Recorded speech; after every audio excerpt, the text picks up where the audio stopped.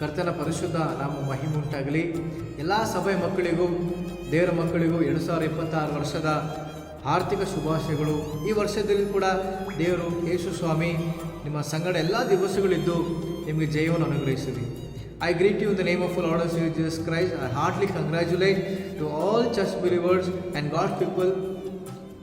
Wish you a happy New Year 2026. May the Lord Jesus be with you and grant victory all the days of your life. We wish you happy New Year 2026. ನಿಮ್ಮೆಲ್ಲರಿಗೂ ಶುಭಾಶಯ. ಬಹಳ ಸಂತೋಷ. ಮತ್ತೊಂದು ಹೊಸ ದಿನವನ್ನು, ಹೊಸ ವಾರವನ್ನು, ಹೊಸ ತಿಂಗಳನ್ನು, ಹೊಸ ವರ್ಷವನ್ನು ಯೇಸು ಸ್ವಾಮಿ ನಮಗೆ ಪ್ರಾರಂಭ ಮಾಡಿಕೊಟ್ಟಿದ್ದಾರೆ.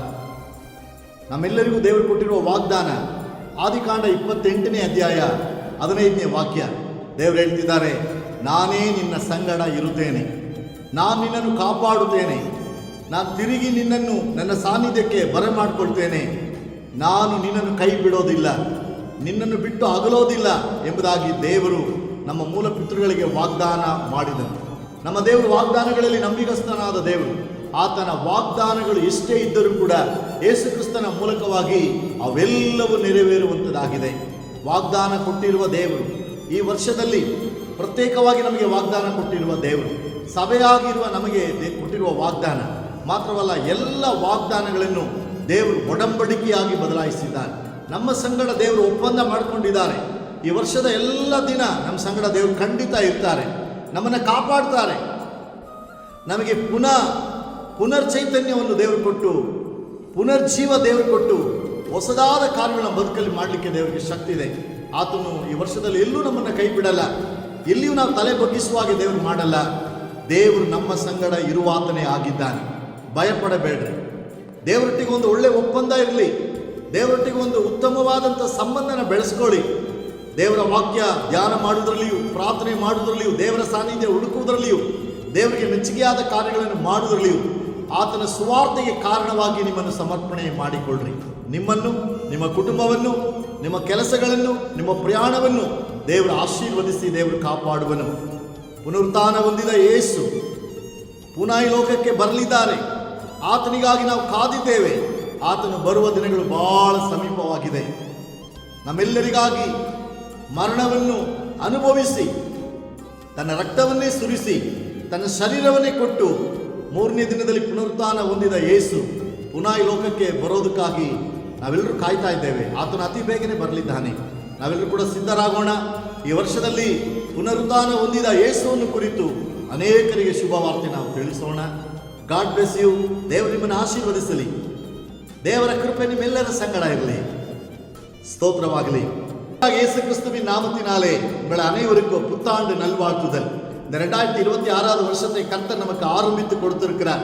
அவர் தான் நம்முடைய வாழ்க்கையும், நம்மையும், நம்முடைய குடும்பத்தையும் ஒரு புதிய அனுபவத்துக்குள்ளே கடந்து செல்லும்படியாக கரம் பிடித்து அவர் இந்த ஆண்டிலே நம்மை நடத்த இருக்கிறார்.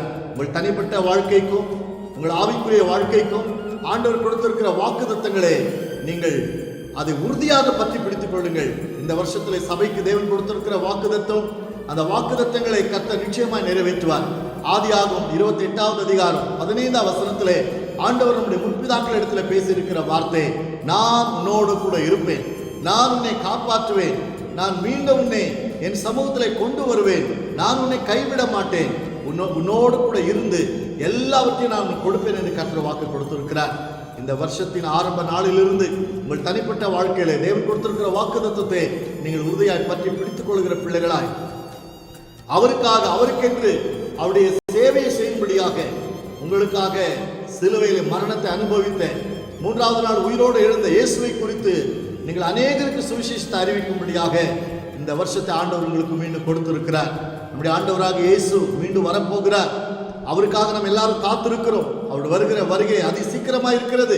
நாம் ஆயத்தப்படுவோம். நம்மோடு கூட இருக்கிறவர்களை ஆயத்தப்படுத்துவோம். மரணத்தை ஜெயித்து உயிரோடு எழுந்த ஆண்டவராக இயேசுக்காக நாம் எல்லாரும் வாழ்வோம். ஆண்டவருடைய கிருபை, சமாதானம் உங்களோடு தொடர்ந்து இருக்கும். அவர் உங்களை ஒவ்வொரு நாளும் அற்புதமாக, அதிசயமாக நடத்துவார். God bless you. கர்த்தர் உங்களை ஆசீர்வதிப்பாராக. உங்களையும் உங்கள் குடும்பத்தையும் பலுகி பெருகும்படியாக இந்த ஆண்டிலே உங்கள் கை பிரயாசங்களை கர்த்தர் ஆசீர்வதித்து உங்களுடைய வாழ்க்கையில் ஒவ்வொரு பகுதியும் கர்த்தர் பரிபூர்ணப்படுத்துவாராக. ಆಮೇನ್ ಆಮೇನ್ ಆಮೇನ್.